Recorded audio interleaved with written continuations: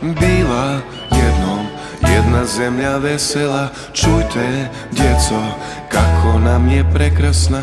Tamo žive vilenjaci, čudna bića, čarobnjaci. Tamo žive male vile, vještice i strašne sile. U zemlji mašte sve, baš sve je moguće. Svijet bajki pun veselja, radosti i lijepih želja. Kad te stisne neka muka, kad ti treba topla ruka, pridruži nam se ti. Svijet bajki pun veselja, radosti i lijepih želja. Kad te stisne neka muka, kad ti treba topla ruka, pridruži nam se ti. Jednom davno, davno, u jednoj dalekoj zemlji, živjela je mala djevojčica po imenu Crvenkapica. Tako su je zvali jer je uvijek na glavi crvenu kapu nosila. Kud god je išla, što god je radila, nikada je s glave nije skidala. Crvenkapica je živjela sretno i uvijek nasmijano. Jednog dana, dok je Crvenkapica brala maline koje su rasle oko kuće, majka je pozove i reče: Crvenkapice, baka ti je bolesna. Moraš otići kod nje i odnijeti ovu košaru s kolačima od meda. Ma dobro, mama, jedva čekam da vidim bakicu. Crvenkapica je jako voljela svoju baku i rado je išla k njoj. Baka je živjela na drugom kraju šume, gdje su rasle druge biljke i cvrkutale čudne, drugačije ptice. Crvenkapica uze košaru.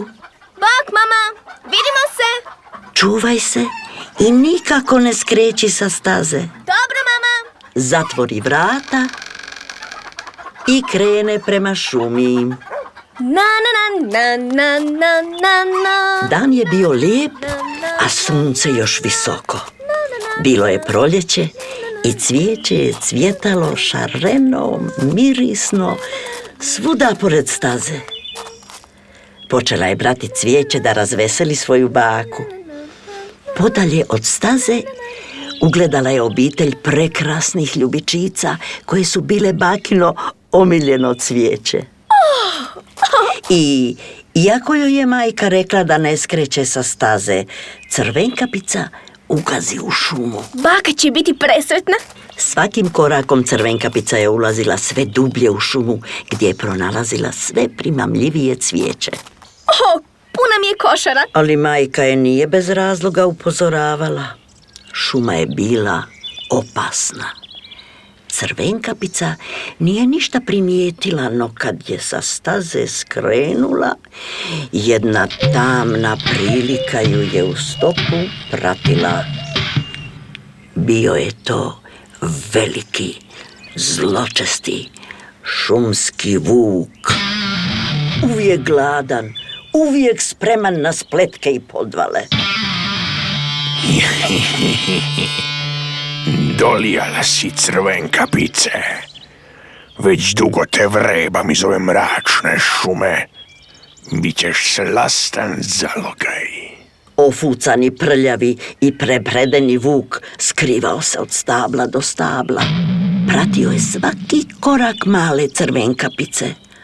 A Crvenkapica cvijeće brala, sve ljepše i ljepše pupoljke nalazila i jadna u šumi zalutala. Joj, a gdje sam to ja? Zar sam se izgubila? Zašto nisam pazila i mamicu slušala? I Crvenkapica gorko zaplače. Vuk je izašao iz svog skrovišta i korak po korak polako prilazio uplakanoj Crvenkapici. Zašto plačeš, Crvenkapice? A tko si ti? A nemoj se bojati. Ja sam vuk. zaštitnik ove šume i svih životinja u njoj. Prepredeno je lagao stari, olinjali vuk i šapom blisao sline. Joj, vuče zaštitniče, izgubila sam se dok sam brala cvijeće i sad ne znam naći puta. A kamo si krenula, krasotice? U posjet svojoj bolesnoj baki. Vuk se motao oko košare, pohlebno njuškajući. Slina mu je curila niz velike oštre zube. A što to nosiš u košari? Kolače od meda koje je moja mama ispekla za baku. Jadna moja baka, sad ih nikada neće dobiti. Vuk je pomislio kako je Crvenkapica slastan zalogaj, ali baka i Crvenkapica zajedno još bolji i još slasniji. Poješću ih obje i bit ću sit tjedan dana. O, ne plači, Crvenkapice, ja ću ti pomoći. Zaista? Hoćeš li? Naravno da ću ti pomoći. Reci, gdje živi ta tvoja baka? Na drugom kraju šume. O, misliš kod starog hrasta? Da, baš tamo. Pođi za mnom. Pokazat ću ti put do staze. Vuk je otpratio Crvenkapicu do staze i pokazao joj kuda da ide. Puno hvala, vuče zaštitniče. Doviđenja! Slatka mala Crvenkapice. Čim je Crvenkapica leđa okrenula i zamakla iza prvog grma, vuk u šumu skoči i potrči. O, znam ja prešice do staroga hrasta. Prvo ću baku cap za glavno jelo pojesti, a onda se Crvenkapicom zasladiti. Vuk je sav zapuhan stigao do bakine kuće prije Crvenkapice. Pažljivo se osvrnuo oko sebe i pokucao na bakina vrata. Baka se prenula iz svog popodnevnog sna, protrljala oči i upitala. Ko je? To sam ja, tvoja unuka Crvenkapica. Donijela sam ti kolače od meda. O, uđi, djevojčice moja. Baka otvori, a vuk hitro skoči na nju. I vuk proguta baku u jednom i jedinom zalogaju. Vuk zatim obuče bakinu spavačicu, na glavu natakne njenu kapicu i ušuška se u njen topli krevet. Ovako se nisam nikad najeo. Sad ću malo glubiti baku i Crvenkapicu obmanuti. Za to vrijeme Crvenkapica je u stazu puno cvijeća nabrala. Dublje u šumu više nije zalazila. Naučila je svoju lekciju. Približila se bakinoj kućici i veselo zakucala na vrata. Bako! Bakice! Vuk je promijenio glas i javio se iz kućice. Uđi! Uđi, djevojčice moja. Crvenkapica otvori vrata i uđe. Bako! Kako si? Super sam. Što? Jako sam ti loše. Mama je rekla da si bolesna i poslala ti je kolače od meda. Odlično. Daj. Djevojčica se približi bakinom krevetu i sjedne kraj njega. Iako je bilo mračno, Crvenkapica primijeti na baki jedan čudan odsjaj. Odsjaj u oku. Bako? A zašto su ti tako velike oči? Pa, to je, znaš, ja sam stara i moram imati velike oči da bi te bolje vidjela. Aha. Da. Vuk je popravio kapicu na svojoj glavi i u tomu se trenu otkrilo jedno dlakavo, špičasto uho. Bako? A zašto imaš tako velike uši? A to je opet zato što sam stara i ne čujem baš najbolje. Aha. Imam takve uši da te bolje čujem. Aha. O da! Vuk se nasmijao i pokazao svoju groznu slinavu čeljust. Bako, bakice, Molim, zašto imaš tako velike zube? ne čujem te dobro, ljubavi. Očito mi uši nisu dovoljno velike. Priđi bliže, dušo. Zašto imaš tako velike zube? A zube pitaš? Da te lakše pojedem.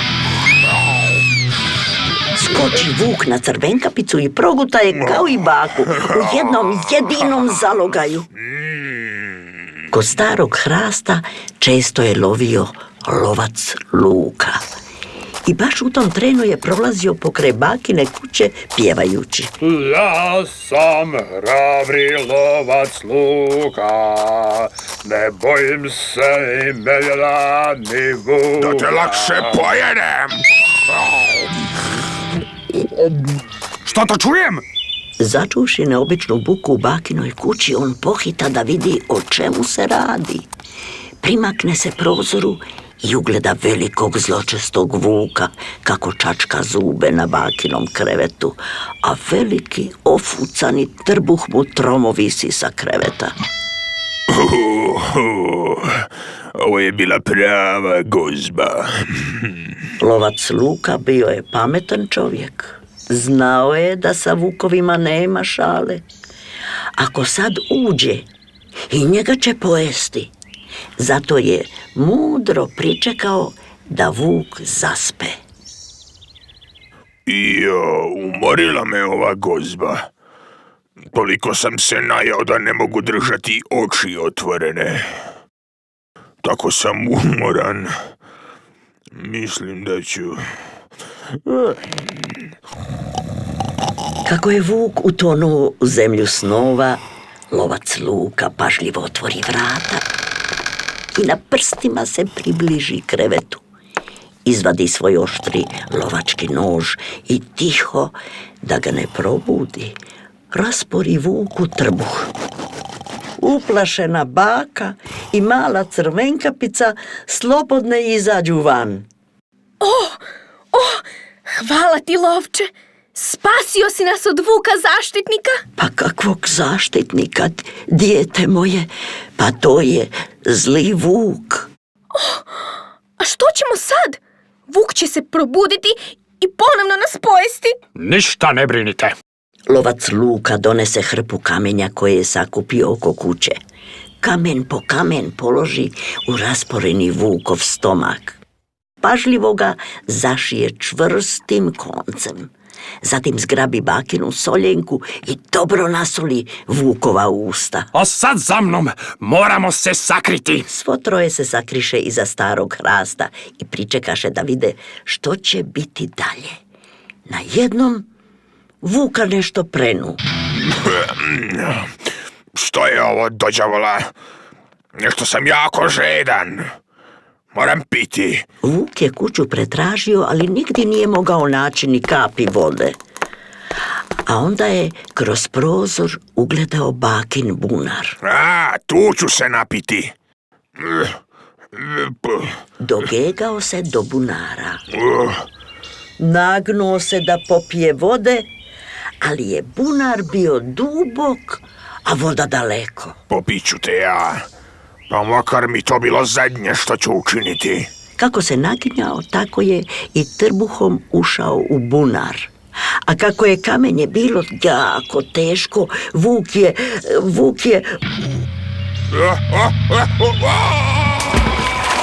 upao u bunar i potonuo. Upomoć, spasite me! Vuk je vikao i molio u pomoć, a Crvenkapica, baka i lovac Luka izašli su iz svog skrovišta i zatvorili bunar velikim kamenom. Tako je zločesti Vuk jednom zauvijek prestao činiti zlo u šumi i sve su životinje mogle odahnuti, sretne što ih on više neće progoniti i pokušavati pojesti, a mala Crvenkapica je naučila svoju pouku. Od tog dana slušala je svoju mamu. Više nikad nije skretala sa staze, ni pričala s nepoznatima. Bila jednom jedna zemlja vesela. Čujte, djeco, kako nam je prekrasna. Tamo žive vilenjaci, čudna bića, čarobnjaci. Tamo žive male vile, vještice i strašne sile. U zemlji mašte sve, baš sve je moguće. Svijet bajki pun veselja, radosti i lijepih želja. Kad te stisne neka muka, kad ti treba topla ruka, pridruži nam se ti. Svijet bajki pun veselja, radosti i lijepih želja. Kad te stisne neka muka, kad ti treba topla ruka, pridruži nam se ti.